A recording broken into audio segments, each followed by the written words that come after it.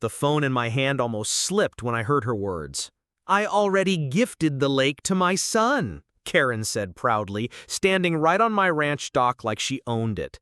My jaw tightened. This was my land, my water, my peace, and now she was giving it away like some birthday present. Before I could answer, she smirked and pulled out her phone. "If you don't leave quietly, I'll call the cops for trespassing on HOA property." The laugh caught in my throat. HOA property? This ranch had been in my family for years, and the only reason the HOA even had a budget was because of one detail nobody in this town knew yet. I was the one controlling their funds. Still, I stayed silent, letting her believe she had the upper hand. Minutes later, red and blue lights flashed at the edge of my ranch road.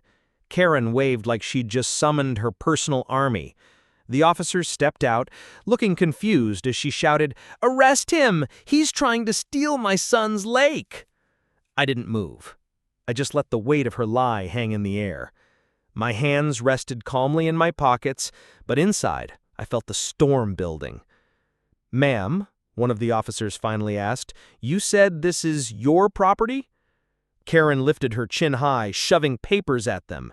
Fake notices, HOA rules, scribbled signatures. She had gone this far, forging her own empire? I could almost admire the audacity if it wasn't so twisted. I finally spoke, my voice low but steady. "Before you take another step, you might want to ask her one question. How exactly does she plan to explain this when the HOA board sees where their money really comes from?" Karen froze, her smile faltering for the first time. The cops turned toward me, curiosity. Karen's face twitched, but she quickly tried to recover.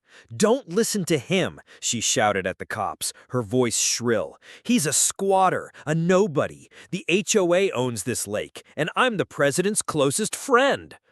She jabbed her finger toward me, as if sheer volume could turn lies into truth. The officers glanced at each other. One of them looked down at her documents, frowning at the messy signatures. "These don't look official, ma'am," he muttered.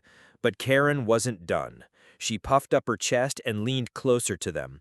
"I said arrest him. He's dangerous."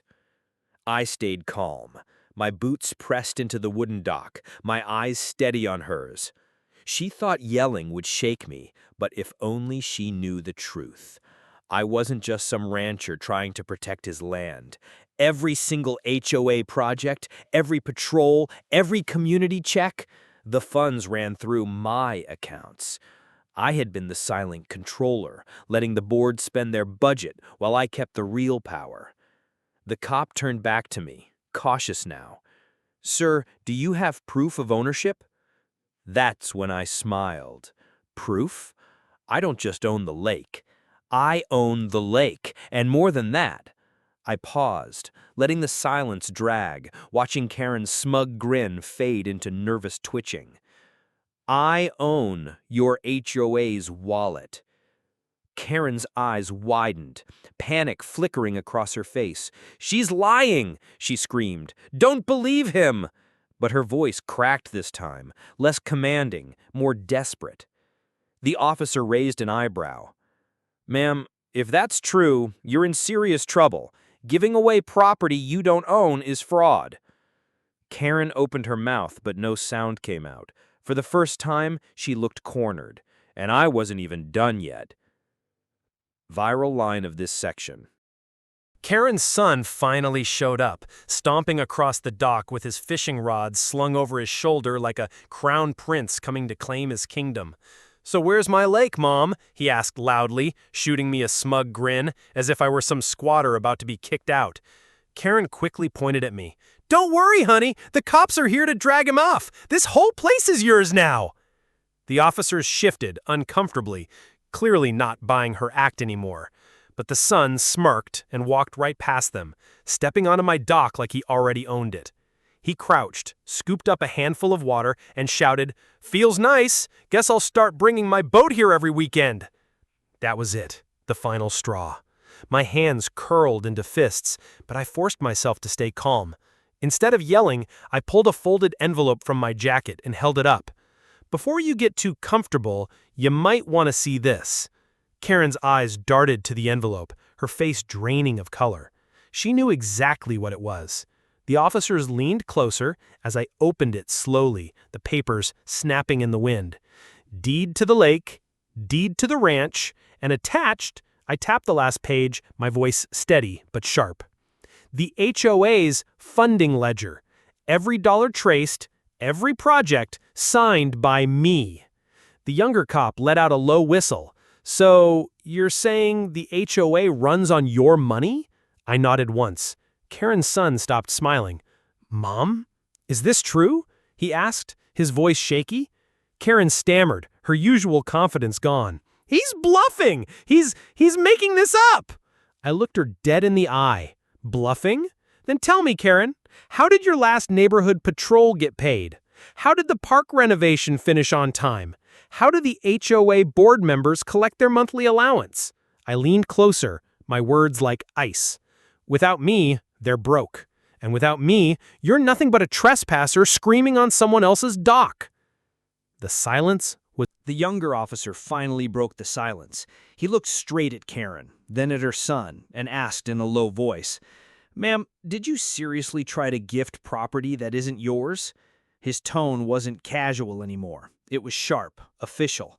Karen's lips trembled, but she forced a laugh, waving her hands like it was some small misunderstanding. "Oh, come on, officer. It's just community spirit. We all share, don't we? The lake belongs to the neighborhood, not just him."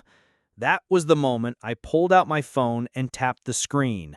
A video popped up, a recording from the last HOA board meeting. On it, the president's voice was clear.